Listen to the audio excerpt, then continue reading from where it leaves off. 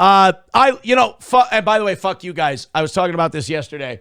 If you don't think this Bill Belichick shit is interesting from a human interest standpoint, I don't understand what show you've loved for the last 10 years, because we thrive on shit like this Bill Belichick thing. This woman, this Jordon Hudson, it's like the average news cycle is like 24 hours, right? For us to go from story to a new crop of stories. This Bill Belichick thing is like a 3-hour news cycle. Every few hours, this 24-year-old that he's letting, get on the field and wear her high heels out on the football field while he's trying to coach practice. Every few hours, this chick is making news. Like, I think Dave Portnoy made a great point. I think she's taking these pictures of Bill Belichick and her being flirty and being cute, and he doesn't know that she's putting them on social media. And that's why during that CBS interview, she was sitting right there. And when they asked about the Instagram photos that she posted, and he started to look confused, she went, "We're not going to answer that. We're not going to answer that." It's like, first of all, bitch, this ain't the Jordon Hudson CBS interview. We don't give a shit about you. You could drop dead and we'd still do this interview. This is about Bill Belichick, the greatest football coach of all time. And she jumps in, and I'm thinking she's jumping in on all these answers because I think she's taking advantage of old 74-year-old Bill, who doesn't get technology or social media. He's always been a very private person. And she's like flaunting the relationship as like a status symbol for her. And he doesn't know she's doing it. So when the media brings it up to him, she wants to be right there over his shoulder so she can go, "We're not talking about that. We're not answering that." Meanwhile, he's getting 24-year-old pussy, so he just goes, "Yes, They got to save Bill, man. Apparently, CBS higher-ups had to get involved to salvage that CBS interview due to interruptions and delays caused by the 24-year-old Jordon Hudson, the coach's girlfriend. Hudson reportedly stormed out of the interview for 30 minutes and expected Belichick to follow. Bill, dump her ass, dude. She pulls something like that, that's it. Like, she walks out of the room. To me, that's a breakup. That's goodbye. All right, don't come back. I got shit to do. Hudson reportedly stormed out of the interview, expected Belichick to follow. The interview quickly ended after the tension finally de-escalated. The report also shares that Belichick's employer, the University of North Carolina, are concerned over her influence on the legendary coach. She's an asshole. She really is. She's an absolute asshole. And she's controlling Bill. Apparently, Bill's family is not happy about it. Bill's family is raising red flags about this chick. She's completely got her hooks in the guy. Now, look, I don't want to totally blame Jordon Hudson. Bill's a big boy. Bill's confronted 350-pound football players on the regular. So he's not a weak, timid dude. But Bill lost his balls in this whole thing. And he's got to get him back. I mean, imagine, first of all, the fact that she's sitting in on these interviews, period, is bullshit. The fact that she's sitting in and then she's storming out because she doesn't like what they're asking Bill, and she's expecting him to follow. I mean, that's another strike. And then showing up on the field in your heels and being like, "I want to be part of everything." That's strike 3, bitch. Get the fuck out of here. You think Bill Belichick would let another coach or another player bring his girlfriend around and let her walk around on the field? I fucking hope not. That's not how you win 6 Super Bowls. And North Carolina's paying him a king's ransom for him to get them to the national title or at least the championship playoffs. They're not paying for distractions. Rational Redhead says, "Do you think she's a handler?" I think she's appointed herself handler. That's the thing. She's getting shit on social media. She deleted her social media. Now she came back and she's like fighting with people who are saying like she's Yoko Ono or saying that she's controlling or she's Anna Nicole Smith with J. Howard Marshall, basically. Now she's fighting with those people. She released one of Bill's private emails. Bill sent an email to his team talking about what he'd like to do in these interviews, what he'd like to talk about, what he doesn't want to talk about. She released that to the public as a way to go, "Look, this is why I'm in the room with Bill. Bill doesn't want to talk about these things, so I'm in there to make sure that everyone behaves." Like, bitch, you ain't a publicist.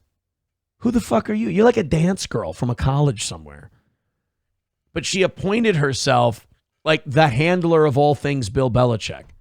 I mean, God forbid he's made it 70 years without one, but now he needs one. And it's the girl who's sucking his dick. Redbird with $1 says they make things worse and say the only solution is giving them more money and power. It's almost like it's on purpose. I mean, I would feel better if it was on purpose, because then at least there would be like a rhyme and reason to it, instead of like just them being incompetent. Eric with $1 says it is May 1st tomorrow. What are you doing for the 1-year anniversary of their arrest in 2 weeks? Anal sex with another man doesn't count. Well, I mean, take away my best idea I had. Thanks a lot, Eric. And thanks for the buck. I appreciate it. We need you guys. We need you. I can't do it with just Redbird. Redbird with $1 says, isn't it frustrating to watch a lifetime of work get thrown away by a guy forcing a young, pretty face into things she has zero experience while she isolates him from anyone that will call her out?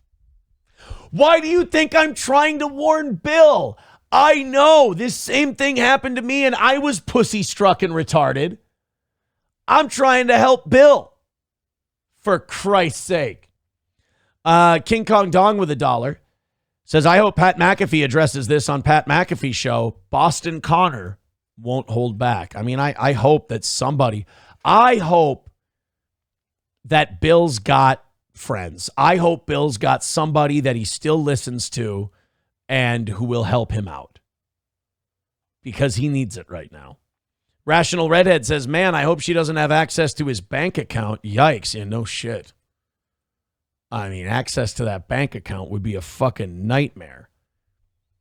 I'm sure he lets her buy whatever she wants, though. Like, I'm sure that she ain't exactly going without. All right, let's open up these 7 o'clock hour stories. While we do that, why don't you guys do me a favor? We got all the links in the chat. Why don't you this show costs money. You know that we don't do this for fun. You know, people are like, oh, I don't care if I have 10 viewers. I do this for fun. We don't do this for fun. This is my job. We run on your contributions. I know it's not the best way to do it. I totally get that. I understand. But we are getting in a very dangerous cycle on this program. We have been doing great. We have been doing amazing, but we've been doing it in a very weird way where it's kind of the evening show carrying the tab, especially after 8 o'clock in the morning. I know we're doing a good show. I know we're better than everybody else out there, but let's make sure we can get that goal knocked out. We never ask for anything more. Right now, we're in the same place we're always at. We're pushing 8 o'clock, and we're at 2:55. So let's get some drops in there. Help us out. Streamlabs, PayPal, Rumble Rants, Super Chats, etc. Numbers are down this week. That sucks. That's frustrating. But then again, hey, we keep doing good shows. We've had our numbers go down. We've had our numbers go way up. We've had our numbers go way down. We've had them go up. Let's stack a win, guys. Let's stack a win. Streamlabs, PayPal, Venmo, Super Chats, Rumble Rants. Loosen up the purse strings. Fire it up. Let's knock this thing out, and we don't have to fucking talk about it anymore. Hey, back from the dead. We were just talking about this guy a couple of weeks ago. Jeremy Renner is alive. I saw yesterday. I was so happy yesterday. I got a notification, and it was from Joe Rogan's channel that Rogan had Jeremy Renner on his program. I thought that Jeremy Renner had like the Tracy Morgan thing happen, where he like couldn't do interviews anymore and he like couldn't do a lot of speaking publicly because he got hit by that snowplow and maybe it like took away his brains or something like that. But apparently Jeremy Renner is doing okay. He got hit by that snowplow about 2 years ago, and it almost killed him. As a matter of fact, he writes in his new book, and that's why he's out there doing interviews. He's writing a book. And I like Jeremy Renner. I genuinely do. He's one of the good guys in Hollywood. One of my favorite interviews he ever gave was he was with Brie Larson, and they were promoting Avengers Endgame. And she was going off about, I should use my platform to influence people and blah, blah, blah. And Jeremy Renner's like, no, I don't think that's what I'm here for. I just like, dressing up as Hawkeye, and the kids at the hospitals think it's great and they love it. And that's what I do this for. I loved that answer because it was such a juxtaposition to Brie Larson being like, I think I should use my platform to preach to, oh God. Let's bring that back up. Brie Larson, Jeremy Renner.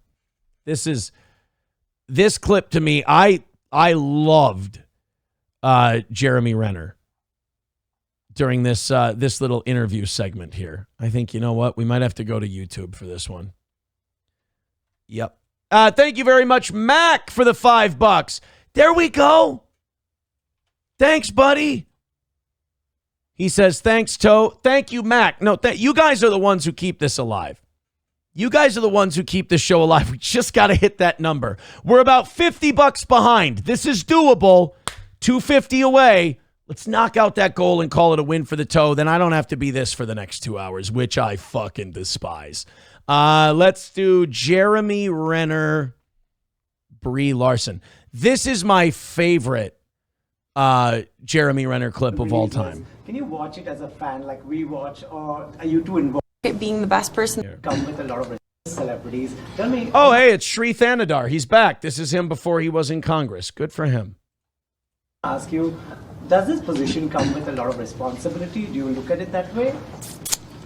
Look at it with responsibility. I mean, I am committed to self-improvement, and I work at being the best person that I can be and using this platform for as much good as I can. But it doesn't mean that I don't make mistakes. But mean that I don't make mistakes. Is she from Wisconsin? By the way, that's a very kind of a Wisconsin accent.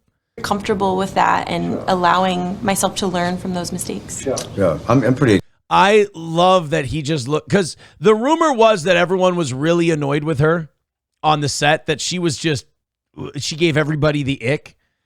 And so Jeremy Renner gets this question. He looks like they're making him eat black licorice when she's talking about, I'm accountable and I make mistakes, but that's okay when I make mistakes because then I try to correct them. Ugh. She gave such like a self-important Hollywood answer, and that set Jeremy Renner up for one of the greatest juxtapositions of all time. Myself to learn from those mistakes. Sure. Yeah, I'm pretty accountable and responsible in my own life, at any rate. So, celebrity is not something that I use as any sort of platform to be more responsible or accountable. Snowplow, look out! Oh, sorry. I was trying to help him. I was trying to do like a time stone thing where I go and I yell, or like, maybe like a Bill and Ted thing where I'm like, trash can, Jeremy, trash can. Didn't work. I suppose. It's certainly an absolute blessing to see the joy on kids' faces. Yeah. That couldn't be I don't think there's a feeling that comes close to that. Absolutely. So this is fun because like what sucks about this, that's a beautiful answer. That's a regular guy answer. Makes you really like Jeremy Renner. And then he's the fuck who gets hit with the snowplow. I'm not saying I want Brie Larson hit with a snowplow. That's definitely not what I'm saying. But what I'm saying is, of the two of these people, the tragedy is that if the snowplow had to hit one of them, it hit this guy. That's what sucks. But he's back. He did say in his book that he died. That when he got hit by that snowplow, he was dead. He didn't make it. They had to bring him back to life. Pretty wild shit. This is him on CBS. Now, he didn't have a 24-year-old telling him what to say and what to talk about on his in his CBS interview. Let's play just a little bit of this clip from Jeremy Renner. And that you didn't want to write this book. In the first line of your author's note, you write, I did not want to write this book. I did not want to relive moment by moment the events of January 1st, 2023. Take me through the process that ultimately... You think that's bad, Jeremy. Don't you ever think about January 6th, 2021? Is that all you can think about is your snowplow accident? There were people that were insurrecting. Bastard. By the way, like how it kind of shows you how like managed all these Hollywood actors are, all these high-grossing Hollywood leading men and women. Like how led they are, where he's like, yeah, I didn't want to write a book that like recounted the tragic incident where I was killed by a snowplow and then brought back to life. But I have managers and staff who told me I pretty much had to. Led you to change your mind. Yeah, it was. I wrote that. That was sort of like the prologue to the book. I'd written most of the book at that point, but He sounds I really good. wanted to voice why I didn't want to write it. I did because I just don't think it was valuable in my life. Because I lived it, and the thing I didn't think. Look, it was a private incident that happened in my driveway. Why does anybody care about it? But the act of writing it is really what I want people to kind of take away from the book. Getting out of your own way is quite important to really to achieve and get anything you want in your life. And so yeah, he doesn't have any of that. It doesn't seem like he has any of that Tracy Morgan shit going on. Because I don't know if you remember how Tracy Morgan was before he got hit by that Walmart semi. But like when he came back and he gave interviews, you could tell there was fogginess. You could tell that it wasn't the same Tracy Morgan. And now whenever we see Tracy Morgan, he's like courtside at Laker games vomiting because he said it was food poisoning. I don't know if he drank too much or whatever. But like I was worried. I actually didn't watch the Joe Rogan thing yet. I didn't want to because I didn't want Jeremy Renner to be like, because again, I like him. He's one of the good guys. I didn't want to watch him and like he's stuttering and he's stammering or whatever, but seems like he's fully recovered. Seems like he's doing well. That's the lesson I had to learn, to get out of my own way and share the story, because I knew it was valuable, and it was silly of me not to share it. I want people to read the book, but you describe in excruciating detail those 5 seconds that 14,000-pound machine crushed your body, and the 45 minutes of painful consciousness. Do you remember what he was doing when he got hit by that snowplow? He was helping someone who got stuck in the snow. He had stopped to help someone who got stuck in the snow, and this plow came by on this narrow, it was like a mountain road, and just crushed him. Breathing that you had to do until the paramedics arrived. Yeah. Just give us a sense of that, a flavor of that moment. Well, that's why I didn't want to. Hey, he's about to say, he's like, that's why I didn't want to write the book. Hey, Jeremy, remember this traumatic incident that you barely wanted to write about? Do me a favor. Don't just tell us about it. Give us an excruciating blow-by-blow detail of how that 14,000-pound machine crushed your bones and you had to barely stay breathing while the paramedics got there. Go ahead, Jeremy. Give us the gruesome second by second and spare us no dirty details. What a bunch of soulless dicks. Sense of that, a flavor of that moment. Well, that's why I didn't want to write the book. You know, it's, but. Okay. That's Jeremy Renner's way of saying, hey, guys, could we talk about literally anything else? By the way, this is kind of why Bill Belichick has that Jordon Hudson, because if Jeremy Renner had a Jordon Hudson, she would go, excuse me, we're not going to talk about that because it's traumatic for Jeremy. So you would, I guess it would be shitty no matter what. But it was such a great gift to be able to have to go word by word, right? Not even in a conversation, but have to write down word by word what was transpiring, to relive the moments of mental acuity, to your body is lit up, and you're drowning, you're on fire, and you're being struck by lightning. It's all at once. It's overwhelming, and to the mental acuity to have to just focus on just one thing, and that was breathing, because I wasn't breathing, and there's no way my body was gonna breathe because it was crushed. Jesus. So that part just saved me, just keeping it, zooming out, focusing on just breathing. So I wasn't gonna breathe. Didn't matter that my eyeballs out of my head, that my legs were all twisted up like a pretzel. Doesn't matter. I'll worry about that later. You gotta breathe first. If you there's really nothing you could do about the whole eyeball popping out of your head thing. I mean, that's kind of, by the way, the eye looks great. Yeah, the breathing thing first. The eyeball, I mean, somebody will be by shortly to pop that sumbitch back in there, I guess. Oh. I mean, there's got to be at one point where you're just remembering to breathe while your eyes hanging out, where you're like, I can die anytime now. That would be fine. Like, that's okay. If I could just, you can't even shut your eyes because it's popped out of your head. So you're like, I wouldn't mind everything just going dark for a little bit. Holy shit. I can't imagine going through it. I can't imagine reliving it. Good for him, man. I'm just glad he's back. I'm a big Jeremy Renner fan. Probably an even bigger one now. Mersh ROTC with $1 says Aaron prefers giving head in the golf cart while his golfing buddy pats his bald spot. I don't have a bald spot. I have power alleys. How dare you?